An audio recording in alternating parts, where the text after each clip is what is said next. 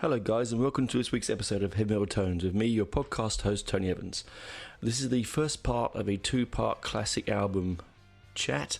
I was going to try and do it in the one episode, but I really couldn't get it in. So we're going to do, as you probably noticed by the title of the show, if you're very observant, it's Iron Maiden's classic self-titled first album, Iron Maiden. And it's going to be, the first part's going to be about the artwork and the production of the album, and then next week's episode will be song by song, track by track breakdown, which is the bit I like to do. But I just was so excited by looking at I sort of really enjoyed delving into the art of this album that I sort of got myself lost in the amount of information that I found out. There's always when you think you know lots of stuff, you think you know it, all the information, and then in bingo it sort of appears in your research. So we won't bore the world with who Iron Maiden is. If you're new to this genre and you're new to this podcast, Iron Maiden is probably the biggest metal band in the world at the moment.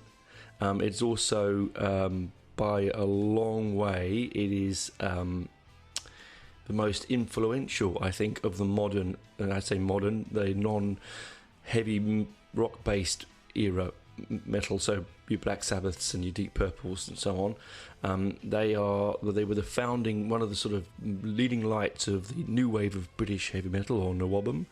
I've done an episode of those before. Everyone knows how much, or should know how much I love that particular genre. I've got a Facebook page dedicated to a lot of that sort of stuff. They're coming. The band formed in Leighton, in the East End of London in 1975. They have had 17 studio albums, 41 albums in total, 13 live albums, and 47 singles. I mean, that's crazy. 47 singles. I own most of them. I didn't realise there was 47 of them. No, it blows my mind. I have to go back and look into that. So I think some of them I don't have physical copies of. By the way, excuse me, I don't mean to yawn. We were up early taking a little cat to the vet to get her. She gets injection every 3 months for her arthritic joints, and it's always a real stress when she goes. So I didn't sleep very well last night. Anyway, that aside, they were the pioneers, I thought. Everyone knows they're the pioneers of new wave British heavy metal. They have had 3 drummers, 3 guitarists, and 3 singers in their life of the band. They've toured, conservatively the world so many times in their own private jet, non-private jet. They've had some of the world's biggest, longest running world tours. The Power Slave tour was one of the longest of its kind ever. The first demo that they did was recorded on New Year's Eve in 1978 at Spacewood Studios in Cambridge. It went on to become the Sound Tapes. Sound Tapes? Tony, what are you talking about? Someone's looking at these going, what do you mean Sound Tapes? Soundhouse Tapes is what I meant, Anyway, old man head stuff. They've I've just looked at this amazing fact here, so I just picked it up. Then I wrote all this stuff down, and I just re-fact checking my information. And where was it? Here we go. God, hang on. I had something crazy. They have sold over 130 million copies of their albums worldwide, despite minimal radio and mainstream media support. The band's catalogue has sold over 200 million copies worldwide, including albums, singles, compilations, and videos. That's as of last year. That's amazing, isn't it? Originally formed, I said, in the East End of London, where my family originally from, by Steve Harris. He was in Gypsy's Kiss, which, if you're from that part of the world, know that's a Cockney rhyming slang for having a piss. Gypsy's Kiss, right? I mean, it's not brain surgery there to work that one out. He then encouraged his good friend Dave Murray to join the band as a guitarist. There's several guitar changes and lead singer changes. We're not going to go into the history of the band. That's for another day, I think. But just need to know they are the biggest band in the world. They went from writing, classic, very British new album based heavy metal to sort of the modernist progressiveness of the sound they have now, because Steve Harris and Dave and Bruce Dickinson are both huge prog heads, and so for them, and that's why I've never felt embarrassed by being a prog nut myself, because if it's good enough for Steve Harris, and who's going to argue within that? You make like when his daughter and his son toured with them. I think Lauren Harris was in 2008, and his son, Bruce Dickinson's son, was only recently the Book of Souls tour. I mean, no disrespect, they're not great musicians, are they? But you're not going to turn around and go, if something Steve comes, hey, my daughter's playing, you're not going to say, Steve, no, look, I think we need a better act. You look at Steve and you go, oh, yeah, I'm not going to argue with you, mate. They're tough people, but they've got such a musical soul to them, right? Now, this original artwork now. So let's get on to that. So the amazing thing about Iron Maiden's success when it becomes the artwork of their albums, I think, and of their whole image, is that they've not gone, make this character and we'll write songs about this character, and then and we'll milk the image a la Ghost or Kiss. No, they haven't done that. Eddie was originally, well, we'll get onto what he was originally about, but the band have often said, and Steve has said, that he likes having an Eddie on the cover because it stops them having to be on the cover. Because, some people here young enough listen to my show would never know, didn't realise that most album covers, really the 70s into early 80s, even the 60s really onwards, the band were on the front because you sold the band as a package, as a product, right? And so you got their smiley mugs in tight jeans on the front of the cover. Now Steve Harris, he may be a extrovert because he's always in the centre of the stage, he's always wanting to be in the limelight, doesn't necessarily want to be on the front cover. Like he often said, why do people want to see my ugly mug, right? I dispute that because I think they have a good image. I mean, yes, there are a few albums late today where there's a few singles where they are on the front cover and back covers and things, but they've got this image and they've nurtured it and grown it, and it's grown organically, which is the thing I think is incredible. It's not contrived. It's not. What happened. All the stuff that happens, which we'll find out soon, is all happenstance, happy happenstance, right? It's all accidents and coincidence. When you go out there, if you're in a band, I've been in several bands. In fact, I'm sort of looking, and we sort of started one up again a bit recently. You don't want. You've got to think of your music as the product, and then what's wrapped around it is not that important. Yeah, it's a wonderful thing. I mean, when you go and buy buy a fancy chocolate bar or something like you want a lovely wrapper, right? Because it does entice you, but it doesn't last. It's ephemeral. Once you take that wrapper off, it's in the bin. What you do remember is the taste that you've had of that chocolate bar. Right, you remember that. You remember the smell, the taste, the texture. It's the same with the music. So, yes, the artwork is wonderful, and I love it. I've got the house. My house is full of Iron Maiden ephemera, and not as much as my good friend Matt. But definitely, it's everywhere. I'm looking right now while I'm recording. I'm looking straight up at a whole selection of bobbleheads. The Pops, which are very big in America. I think they're still big over here in Australia. I've got all of the Eddies. of the last 2 releases, singles and in packs of 4, and I've got all of the. I've got the Power Slave, the new latest one, and every time they release one, I will buy it. My record deck is covered with a fantastic Power Slave wall hanging that my friend Callum gave me for my birthday, for Christmas. Sorry, I'm looking at a Trooper bobblehead, a Trooper tin of beer. I've got a Trooper action figure. And this is just within my vision ahead of me. So, yes, it is a wonderful thing to have iconism. It's more about the music within inside. And so, Maiden, when they write their music, didn't write about Eddie. You won't hear a song that really. They might have something that might sort of reference him, but very rarely. In fact, I don't know any. Now, I might be wrong, guys. There might be some Iron Maiden nuts out there, more nutty than me, that know, no, they wrote this song and it's in reference to Eddie. I don't know. And that's what I'm saying. So, if you're going to find it, if you're looking for artwork, or if you're looking for the same kind of fervour that you can get with, I think you can't. Let's just stop there. We can't attain that, because the reason that Eddie is so recognised and so wonderful and so powerful at all is we all love the fucking band. We all love the music. We all fucking love the experience.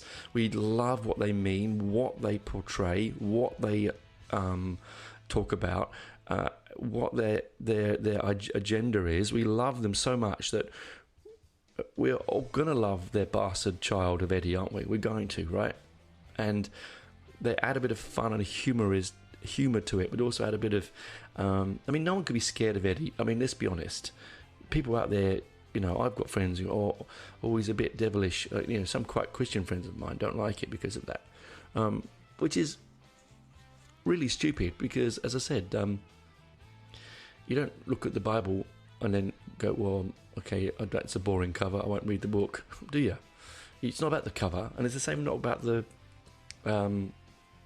Anyway, that aside. So this is what's so powerful about the artwork, and where they were very, very lucky to come across an artist in Derek Riggs to paint their first singles and their first album. And they've used Mark Wilkinson in the past, who is one of my heroes as an artist. Did all the first 5 Marillion covers, and then a lot of all the Fish albums. Wonderful airbrush eyes of the highest quality. But Derek Riggs. So Derek Riggs is this. What we'll do is we'll talk about him in the second part, right? Because I think we can really cover some of the nitty gritty about this particular album and its singles more deeply. Now, let's talk about where Eddie came from. So Eddie, excuse me, Eddie. If you want to look at some videos of when Iron Maiden were playing at the Ruskin Arms and early marquee. Sorry, bit of noise. We had a few bit of bushfires at the back of here yesterday, and we've had some helicopters flying over recently. Anyway, yeah, so I'm going to pause a second. I'm going to have a big cough. 1 moment. That's better. Anyway, so so they had a singer, one of the couple of singers before they were, signed to EMI, who was quite theatrical. Now, I did write his name down. I knew it off by heart, and then my bloody excuse me, here we go. David Wilcock. Now, he was quite theatrical. He used to draw the blood, like the fake blood on a sword, and he'd go and buy horror costumes from Hammer Studios when they were closing down, so did Marillion. In fact, there's a great story about them buying those outfits and then wearing them on stage and didn't realise they were translucent under the bright lights. And he found this mask at an art school sale, pinned it to the wall, put some bulbs in its eyes, and had it spit fake blood out of the mouth during Iron Maiden, their signature song. And I used to drip on the drummer's head, and people like the original drummer, like Doug Sampson, would get on his head and get really, really annoyed and upset by that, and I don't blame him. But the reason he was called Eddie, the band didn't call him Eddie, so the original reason it was called Eddie, or Eddie the Head, was from the fans. The fans are always going to, good thing about fans, and I'm sure you've all been there. I've been fans of small bands that have got really big, luckily, and I've had seen them, their journey, and you do sort of sit there with them, and you feel that they're your band, and you can make your comments. And so the band based it around Eddie, on the joke about Eddie the Head. Now, I'm going to tell you the joke. It's not overtly funny. I think it's quite funny. I told it to my wife yesterday, and she just looked over her glasses at me and scowled. So if you don't know the joke, this is the joke. So one day, Mrs. Davis has her baby, and when the baby was born, it's just a head. Now she's distraught by this, and she talks to the doctor, and the doctor says, don't worry, by his 5th birthday, we'll get him a full body transplant. And the mum's like, oh my God, okay, I feel more comfortable. Yeah, that's great, that's really good. And on the day of the 5th birthday comes, and Eddie the Head is lying in his bedroom, and the dad walks in with mum, big smile on his face, and says, hey Edward, we've got a big surprise for you for your birthday. And Eddie turns around and says, oh no, not another fucking hat.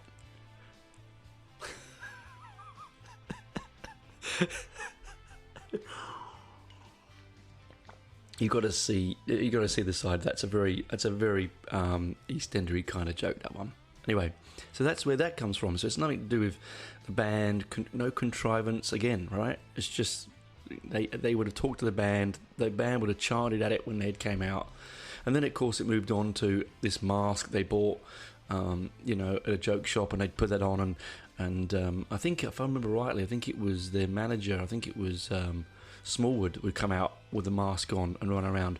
I think Doug Sampson did it once as well, and run around on stage pre the big puppets of Eddie. Well, yeah, that's another thing.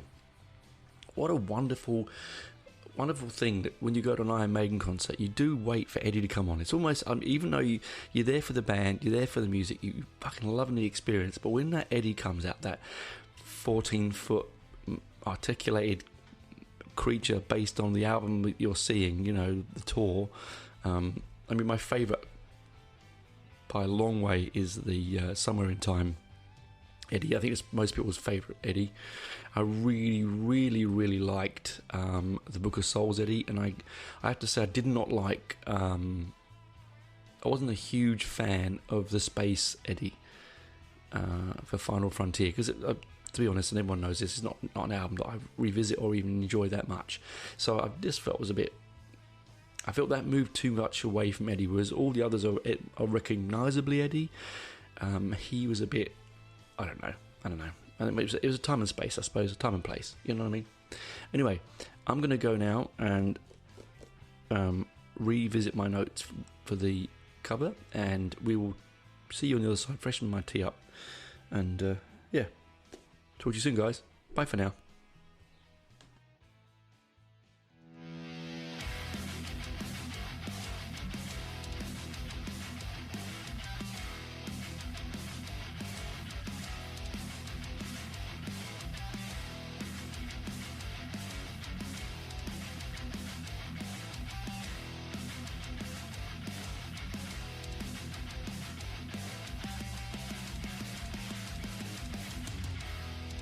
Welcome back, guys. I hope you enjoyed your rest or the adverts. Why don't you go and get a cup of tea, get a new drink, have a pee, whatever you're doing, or fast forward through it, which I do. So we've got this new artist, Derek Riggs. He's going to do this art for this new album by this band that has got so much heat behind it in the East End of London, and the London scene and the heavy metal scene in general around the UK. They've got so much innate talent and so much depth to the music that it's obviously becoming apparent that this band is going to be really big. and you can feel it. I'm sure. I mean, I've told you many times. I think I've told you a couple of times. When my brother saw Iron Maiden in Kingsbury, grew up around the corner from the where the bloody hell. See, old man memory. The bandwagon in Kingsbury. Bloody hell, it went way out of my head then. Yeah, my brother used to go there a lot. Ronald and Andrew, and both of my brothers used to go there actually, and they went and saw Iron Maiden. I think they paid like 50p, maybe even less probably. And I think at the time, and now I think this might be apocryphal, but I think they were on with Van Halen. But again, Iron Maiden people know more than I do. That's memory from my brothers, and I might be associating it to a different memory, but I do remember him telling me that he saw this amazing American guitarist, right? So anyway, that aside, 1 second, where was I going? See, I've gone, bloody brain went out the window. Yeah, so they were this big band, right? And they were going places, right? That everyone knew they were going to go places. And my brother knew they were going to be big. He saw U2 for a couple of pence, like as well, in a pub in North London, and said they were going to be big as well. So he should have listened to my brothers. Anyway, he didn't say anything about being tossers, but that's neither here nor there. Do you know, I've said this before, I think I've told this before, just a sidetrack, that my brother was a bit naughty, and he was a bit naughty as a teenager, and he broke into a record store and he nicked a load of records, right? And he was selling them on, and you know what he gave me? U2 albums. I looked at him, I was like, what? I don't war. I mean, if you're out there and you like that and you love it, good on you, man. But I just find it really, really awful. Anyway, that's neither here nor there. Okay, so let's look at where Eddie goes from strength to strength from the first album onwards. We get Derek Riggs. So Derek Riggs is a crazy, interesting man. Okay, fiery, intelligent, a mystical, like he's you can't bottle Derek Riggs. He is what he is. I know he's had some issues with his mental health, and he's gone through some mental health issues. It doesn't mean that when I say crazy, I don't mean it that way, guys. That's not. I don't want to be demeaning. I mean he's just a little bit, like crazy, like mad, like just frantic. Anyway, the band approach him, or the band's management approach him, and he at the moment he'd made the face that is now on the front cover. He made that face for a punk band he was going to give it to, and originally, now I found this out, and I thought this was interesting.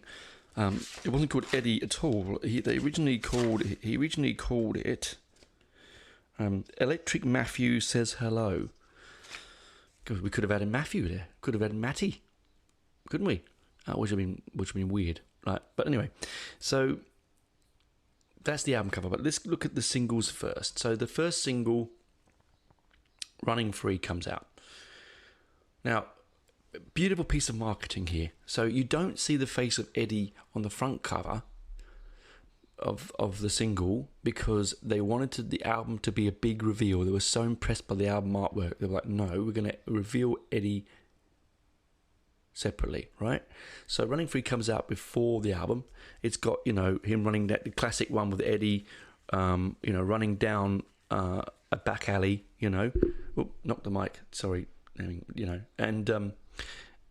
no, you don't. I'm not talking about Eddie standing in the back of the alley in the shadows, and who's running away? Someone looks a bit like Bruce, right? It could be Steve, could be anyone really. There's rubbish piled up in the on the side, and that's where you get the originally first see Riggs' autograph, the strange symbol autograph that's on the side. In America, it's on the trash cans. In the UK, it's on the bins, right? And then there's a sort of Eddie hand reaching out towards the bugger that's running away from the very scary shadowed Eddie in the background. It looks like a typical East End, or could even be New York side, street. Could be any dodgy part of any major city. Insert a city here at night time, and there are looks like there are bugs on the grass growing through the concrete bricks, and there's graffiti on the walls, and it's quite ominous, right? It's quite ominous, but you don't see him. You don't see Eddie, right? You don't know that's Eddie at all. I mean, if you didn't know, if you just were buying the single and you had no idea, oh man, this is the first single by this new band, you wouldn't have a clue, because I'm sure you'd stare at the artwork and think, well, running free, so it's about running away from whatever you're running away from. We should talk about that in the next episode. But so really clever bit of marketing on their part early on, and that's what Ron Smallwood and his partner have always been very good at, and Steve and the guys have been really good at, is and let's be honest, they can market anything. I mean, you can buy, as I said before in the first part, Iron Maiden or anything. I'm sure there are Iron Maiden condoms out there. I am absolutely sure there are Iron Maiden dildos somewhere out there, right? That they've put the name on almost everything, including very, very, very delicious beers. If you've not tried the Iron Maiden beer, and you call yourself a beer drinker, yeah, grant you it's not light lagers, or they do the sun one. They're mainly bitters. So if you don't like beer with flavour, which a lot of Americans and Australians sadly don't, you might not like it. But give yourself a go, right? Give it a go. You might like it. Anyway, back to the Eddie. Okay, so that's the first single. Amazing, right? Okay, brilliant. We're going to go through my notes, get to my notes. So that was released on the 8th of February 1980, running free. They were, when they appeared on Top of the Pops to play this single, they were the first band since 1972, The Who that was then, to play live. Because most bands, in fact, it was de rigueur to play. You had to be mimed, because firstly they wanted the sound to be perfect. Secondly, it was easier to control, and I don't know why, but that's what it went. And the Who wouldn't stand for it, and neither did Iron Maiden. And so if you watch any YouTube clips of Iron Maiden's running free on Top of the Pops, it is not dubbed, it is recorded live, which I think is very, very good. And in fact, I think Marillion did it again 10 years later, possibly, maybe 8 years later, the same thing. Now, okay, you love this. I'm going through my notebook, see, sexy looking. Okay, so then the album comes out, and there's the reveal, and there's Eddie. Okay, and he's this gaunt, deathly, zombie-esque creature with this sort of rigorous scowl. His lips are beyond his teeth. He's got, no nose, and he's got this spiky punk type hair, and he's obviously clearly in some street somewhere. Anywhere could be, really. And that's what's scary about that cover, because it's urbanized. It's not a monster in a graveyard or a monster in a spacesuit. It is an urbanized creature. Right now, I'm going to be brutal here. Now, Steve Harris has come out quite often. I mean, I don't think he does it now. I think Steve's a bit more open-minded now. But back then, when punk was taking hold of everything that was dear. Now, good, and I've said this before in podcasts, I love punk, but for the good and the better. Some of it was good, some of it was terrible. It did more harm, it did some harm, did a lot of good, right? Anyway, when it was taking hold, and bands like Iron Maiden and metal bands couldn't sell a record, couldn't buy space because they didn't have short hair or spiky hair or Mohicans, or play 2-minute songs about Thatcher, anti-Thatcher, I should say. They felt I mean, Steve Harris has been said that apparently he was told that you cut your hair. Can you cut your hair? We might be able to get you a better deal. Like, what a lot of shit. And so he hated that, really hated it. But there's something I've always said, visually and sonically, again, that's for next week, that's very punk about this first album. And now I don't know whether it's psychological, whether it was subconscious, or it was slightly deliberate, to try and grab the zeitgeist of the time. I don't know. But I think that the original Eddie on the front of the first Iron Maiden album is quite punky. Now, not because he's got spiky hair. No, I think it's the situation of which he's in. I think the image where it sits within the landscape of the album cover is quite urbanized and quite urban. And the whole point of punk is an urban youth rebellion. And I feel that sits that way. And it's very much so when we look at the second single off the album. Okay, so the second single off the album, right? Now, I believe it's Sanctuary. Now, Sanctuary. It's one of my favorite. That's one of my favorite Mel Brooks lines. Sanctuary. It's the one with the Hunchback of Notre Dame. He's going, sanctuary, sanctuary, thank you very much. Anyway, so very controversial. Now, this is where the punk thing comes in, guys. Now, park your elitist metal brains to the side, put them at rest, and have a listen to this, okay? It's the 1980s. So we've come out, it's 1980, 91. We've come out of the first wave of punk, 77, and I always say that as soon as Sid died, which is 1980, punk died anyway, but it's still going to some extent. It becomes far more political in the second wave with bands like The Exploited, Crass, Extreme Noise Terror, bands like that anyway. They become very political, okay? Flux of Pink Indians, all those sort of anarcho sort of punk bands and stuff that Rick loved on the Young Ones, right? Anyway, the second single comes out, and there it is. There's Eddie. He's kneeling over a dead figure of Thatcher. She's just pulled the Iron Maiden poster off the wall. She's got it wrapped on her, and he's brandishing a bloodied knife. You could not get away with it now, guys. He's obviously stabbed her to death because she's pulled the poster off the wall. Now, it was so disturbing in the UK that they had to put a black line over Maggie Thatcher's eyes. Nowhere else in the world. So I've got copies of them. I've censored and uncensored copies. Derek Riggs' autograph is on the ripped poster on the wall, by the way. Now, I'm going to state my reputation here that Iron Maiden are not and never will be a politically orientated band. They write songs that are sometimes politically sort of politically poking at, but very rarely. It's mainly historic stuff, isn't it, with Maiden? It's mainly some fantasy, but history. They very rarely get involved with politics, and this is as close as I think that they get to in these next two single covers.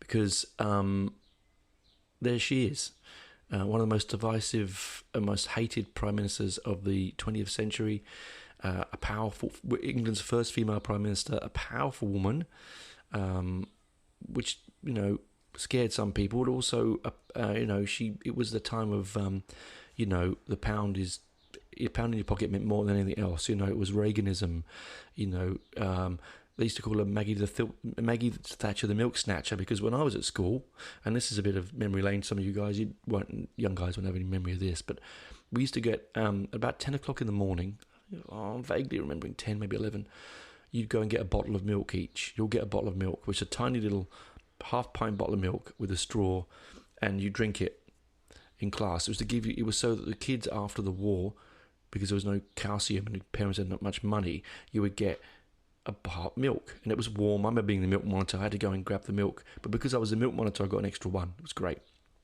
And people hate it because if people were who didn't like milk, that it was warm, and some people have very bad memories of it. And I have fond memories of it every time. I loved it every single time.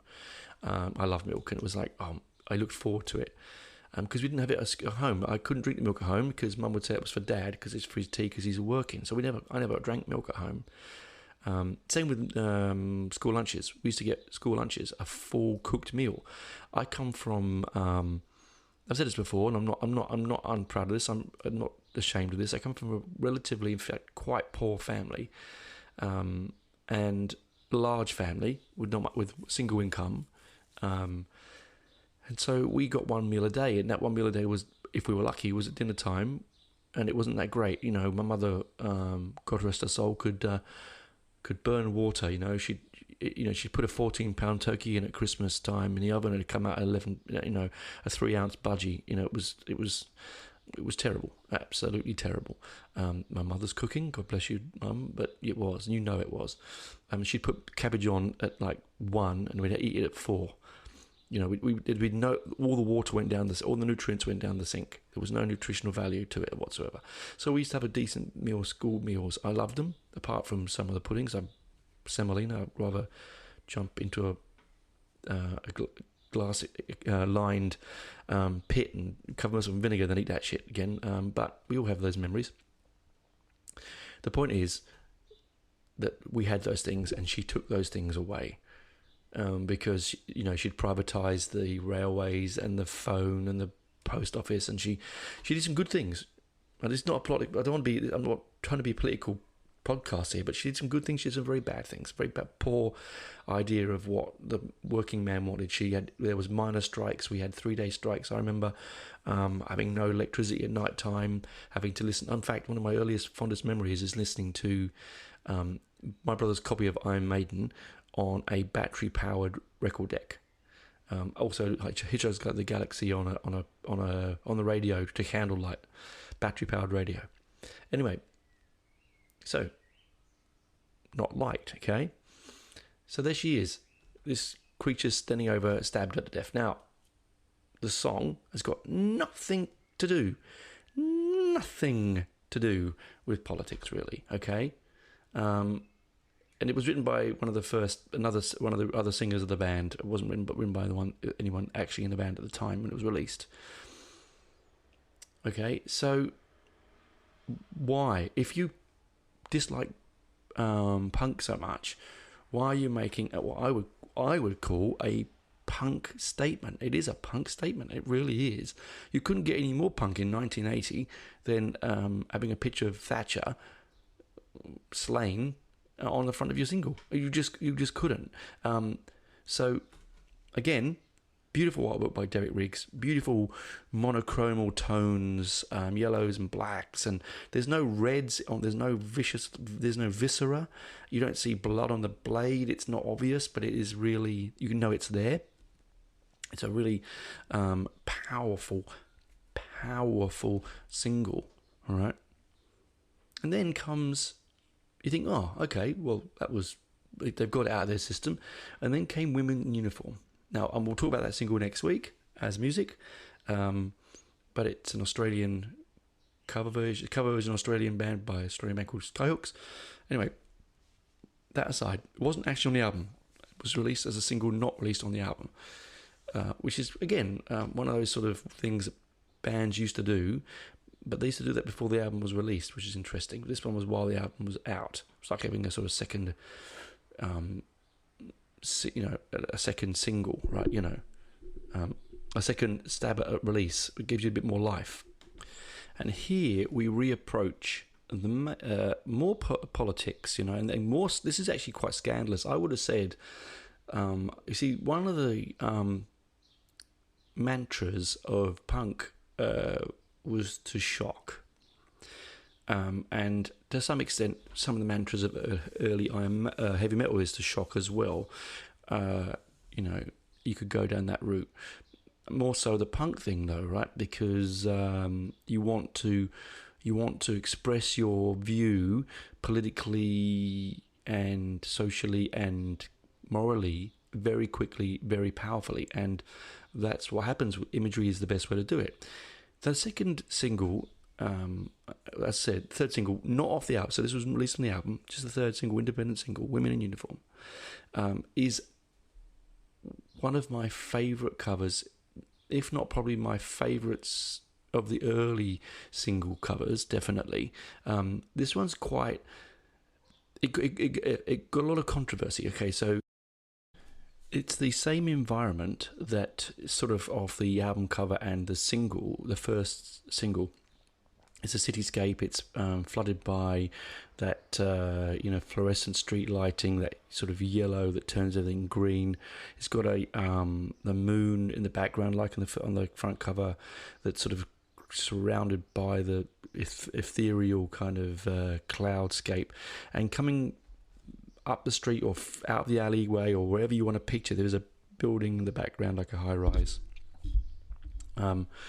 You've got Eddie, and in each arm he's got a groupie. He's got a nurse, insert sexual fantasy there, and school kid. I'm not going to say anything about that one. Other side, both of them quite sort of busty and nubile, and you can obviously know what they've just done, right, or about to go and do. And tucked behind one of the walls, is offside to the side of the picture, is a very urban wall. It's like, it looks like it's wet and damp. It looks like posters wouldn't stick to it. Typical kind of, even looks like it could even be in an IRA, an Irish cityscape, like in Belfast or something.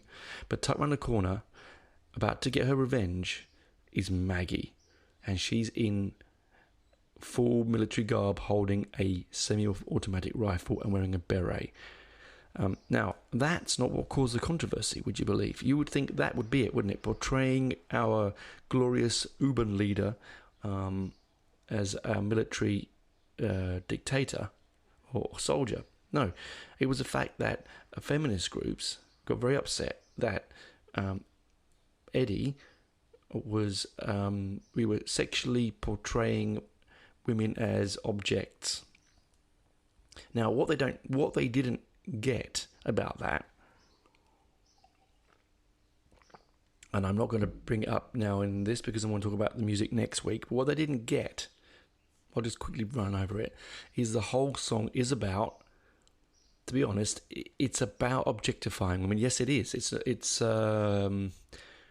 It's about, look, I won't go, anyway, the song's called Women in Uniform. So there are 3 women on the cover, and all 3 of them are in uniforms. Now, one of them is an empowering uniform, i.e.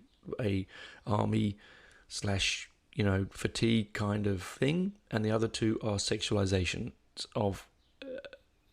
But Eddie himself is wearing tight blue jeans, where you can clearly see his man beans, right? His cherries, his blobs, his gonads, his whatever you want to call them, right? You can see that.